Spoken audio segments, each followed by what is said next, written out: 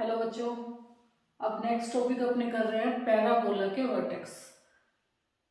Last year जो अपना 10th का बोर्ड का एग्जाम हुआ था उसकी केस स्टडी के अंदर इसका एक क्वेश्चन था। 2 मार्क्स का क्वेश्चन था ये। सिर्फ हमें बताना था वर्टेक्स ऑफ पैराबोला। वर्टेक्स का मतलब वो सेंटर पॉइंट जहां पर पैराबोला स्टार्ट होता है। इस वर्टेक्स के कोऑर्डिनेट्स होते हैं, एक्स की वैल्यू होती है -b/2a और वाई की वैल्यू होती है -d/4a। डी वही डिस्क्रिमिनेट जिसका फॉर्मूला होता है b²-4ac। क्वाड्रेटिक इक्वेशन वाली एक्सरसाइज के अंदर हमने ये फॉर्मूला किया था।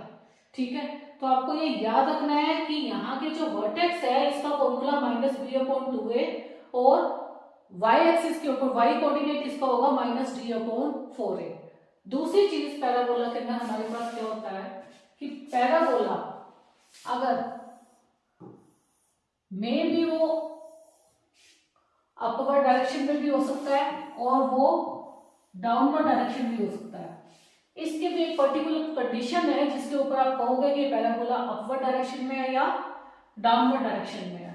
अगर पैराबोला अपवर्ड डायरेक्शन में है तो क्वाड्रेटिक इक्वेशन का स्टैंडर्ड फॉर्मूला हमारे लिए क्या होता है, ax² + bx + c। अगर x के का कोफिशिएंट यानी कि a, if a is positive then parabola is upward direction, if a is negative then parabola is downward direction. ये याद रखना, अगर a की वैल्यू पॉजिटिव है तो अपवर्ड डायरेक्शन में होगा और a की वैल्यू अगर नेगेटिव है तो वो डाउनवर्ड डायरेक्शन में होगा हमारा पैराबोला। ठीक है, दूसरी चीज पैराबोला के अंदर एक और कंडीशन होती है हमारे पास,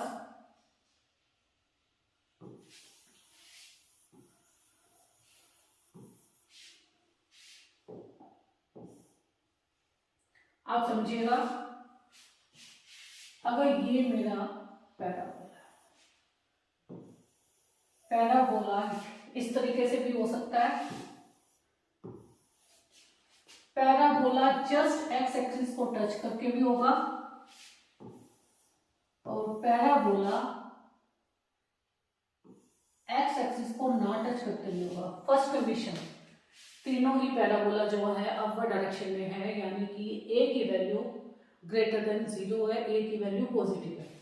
बट इस कंडीशन में 2 डिस्टिंक्ट रूट्स है, 2 फिक्स्ड रूट्स है जो कि दोनों के दोनों पॉजिटिव है। ठीक है, इसकी 2 रूट निकलेगी, दोनों के दोनों पॉजिटिव है। रूट्स कितनी है इसकी, 2 रूट्स है। इस कंडीशन के अंदर हमारे पास जो पैराबोला है वो एक्स एक्सिस को एक पॉइंट पे काट रहा है, बट ये पैराबोला है तो इसके फैक्टर्स जो है, अगर फैक्टर कंसीडर किए जाए तो फैक्टर इसके 2 ही होंगे, बट इसकी 0 = 1 होगी। क्यों? क्योंकि ये एक पॉइंट पे काट रहा है। ये वो कंडीशन है जहां पर डिस्क्रिमिनेट यानी कि कैपिटल डी की वैल्यू हमारे पास 0 होती है।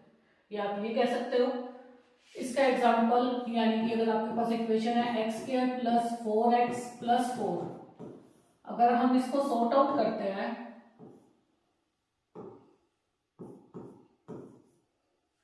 x² + 4x + 4, अगर मैं इसको सोल्व करती हूं तो इस इक्वेशन के 2 फैक्टर x + 2 और x + 2 बनते हैं। फैक्टर तो इसके 2 है, लेकिन ये 0 कितनी निकलेगी, -2, और ये 0 भी कितनी निकलेगी, -2।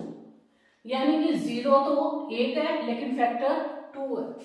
तो किसी भी क्वाड्रेटिक इक्वेशन के लिए या क्यूबिक इक्वेशन के लिए, या हम ये कहें कि किसी भी इक्वेशन के लिए फैक्टर तो उतने ही होते हैं जितनी उसकी डिग्री होती है, बट जीरोस उससे कम हो सकते हैं, क्योंकि जीरोस वो पॉइंट होते हैं जहां पर वो एक्स एक्सिस को काटते हैं।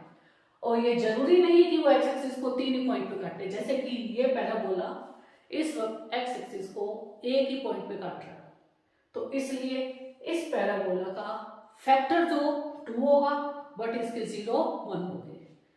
हाँ जी, इस कंडीशन के अंदर ये पैराबोला एक्स एक्सिस को काट ही नहीं रहा है। थर्ड पोजीशन के अंदर पैराबोला आपको एक्स एक्सिस पे काट ही नहीं रहा।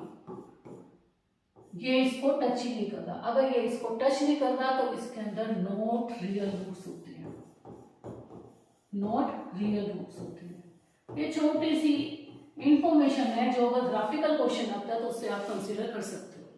ठीक है, फर्स्ट कंडीशन कि पैराबोला अपवर्ड डायरेक्शन में है, इसका मतलब एक्स के साथ जो कोफिशिएंट है यानी कि ए की वैल्यू हमारे लिए पॉजिटिव है। दूसरी चीज, अगर पैराबोला 2 पॉइंट्स पे एक्स एक्सिस को काट रहा है तो 2 डिफरेंट रूट्स होंगी और 2 ही जीरोस निकलेंगे। बट अगर पैराबोला एक डिस्टिंक्ट पॉइंट पे काट रहा है, एक फिक्स पॉइंट पे अगर काट रहा है तो इसका मतलब उसके फैक्टर तो 2 ही बनेंगे लेकिन उसके 0 1 होगी। इस कंडीशन में भी इसके फैक्टर तो 2 बनेंगे लेकिन इसकी जीरोस होंगी नहीं क्योंकि ये पैराबोला एक्स एक्सिस को काट ही नहीं रहा।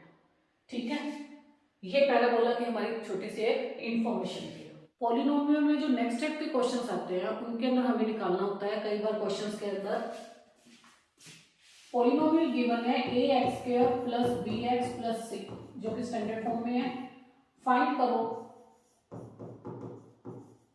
Alpha square plus beta square या alpha cube plus beta cube या alpha 4 plus beta 4, anything else. इस तरीके के जब क्वेश्चंस आते हैं तो हमें इनकी आइडेंटिटीज के बारे में पहले पता होना चाहिए, तभी आप उसकी वैल्यूज को फाइंड आउट कर सकते हो।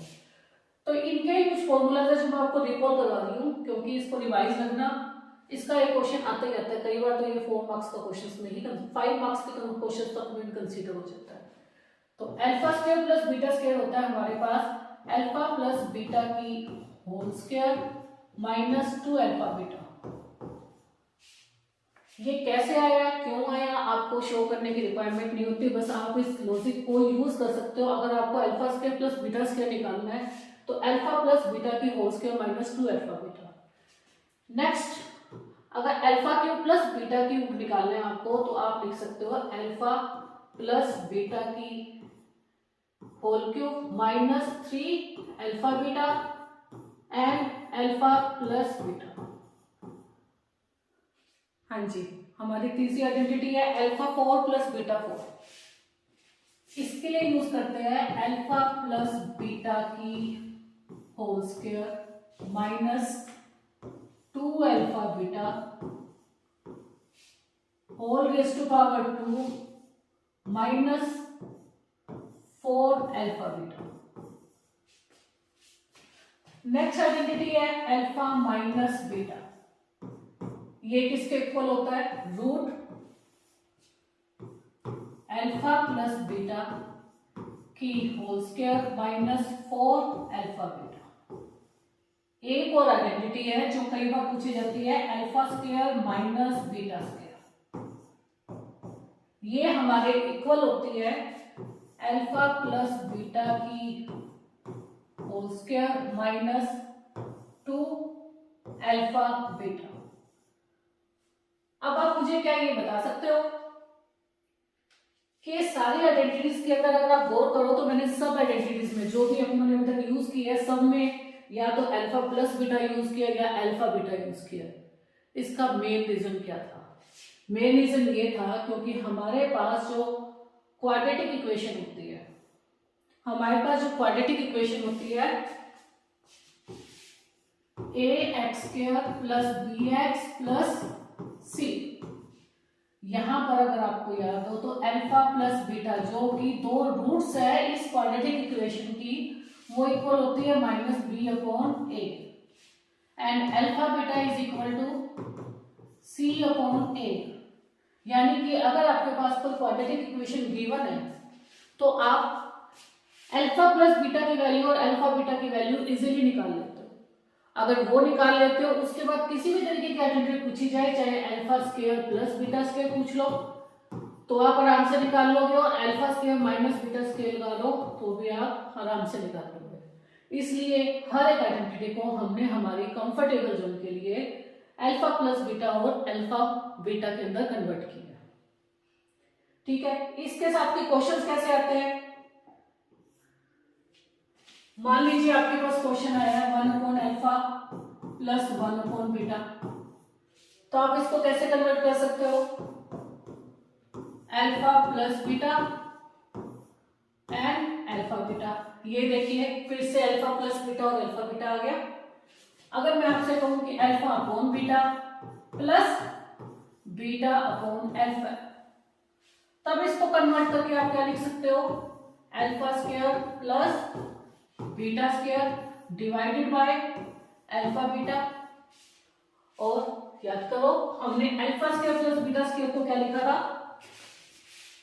अल्फा प्लस बीटा की whole square minus 2 alpha beta और डिवाइडेड बाय अल्फा बीटा।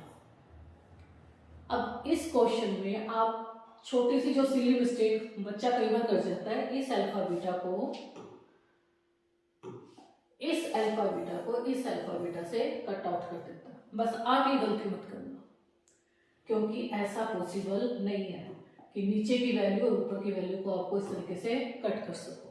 आपको क्या करना चाहिए, पहले इसका सॉल्यूशन निकालोगे, फिर इसका सॉल्यूशन निकालोगे, फिर उसके बाद कटिंग होगी।